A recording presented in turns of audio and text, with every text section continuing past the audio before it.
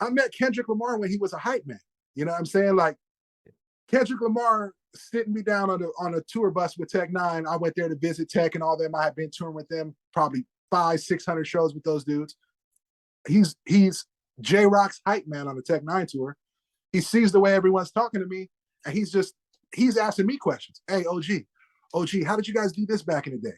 And I remember having this conversation with Kendrick Lamar, and I remember like I was on like the party bus. There's 3 buses on the tour, and one of them's like that's the one everyone partied on and drank and smoked and all this. There's girls running around, all the typical hip hop shit you would imagine. And I remember this just young kid, and I remember he wasn't worried about none of that shit. He didn't care about smoking weed. He didn't care about the Hennessy bottles. He didn't care about the girls. He didn't care about none of that. All he wanted to do is ask me questions about hip hop and business and hear what I had to say and then bounce ideas off of me. And that's all he didn't care about none of that other shit. And I remember thinking, I was like, man, you're a young cat, man. And like, you don't care about none of this typical shit that the youngsters would care about. And I remember thinking in my mind, I don't know who you are, but I know you got a future in this game because your mind's in the right spot. You know what I'm saying? And then, you know, a couple years later, he got an opportunity to go record with Dre. He left.